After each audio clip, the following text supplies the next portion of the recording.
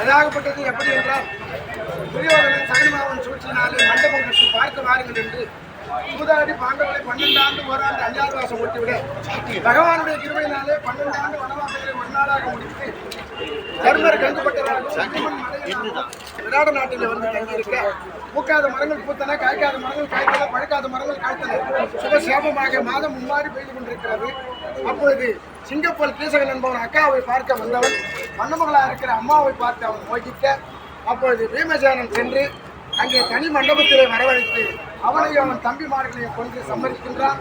அதன் பிறகு என்ன காரணம் என்று துரியோதனன் ஒற்றர்களுக்கு பாண்டவன் எங்கிருக்கிறார்கள் என்று போய் பார்க்கிறார்கள். காடு என்று நதி என்று மலை என்று தேடாத இடமில்லை, பாண்டவர்கள் இல்லை என்று சொல்லுகிறார்கள்.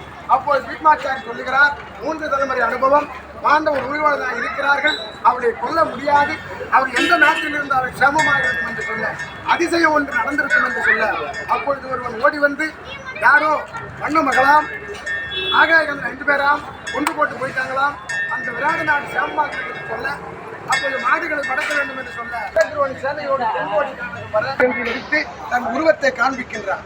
விழுந்து உத்தரகுமாரன் வணங்குகிறார். உத்தரா, நீ தேர் செலுத்தி நான் போர் செய்கிறேன் என்று தாத்தாவை வணங்கி குருநாதரை வணங்கி துரியோதனை மகடபங்கம் செய்து பசுக்கூட்டங்களை மடக்கிக் கொள்கிறார். அந்த ஐதீகம் சொல்லிதான் இந்த வன்னி விருட்சம் ஆயுதங்களை பாதுகாப்பாக வைக்கிறார். அந்த நிகழ்ச்சி சர்வத்தில் ஆதாரமண கோவிந்தா கோவிந்தா கோவிந்தா.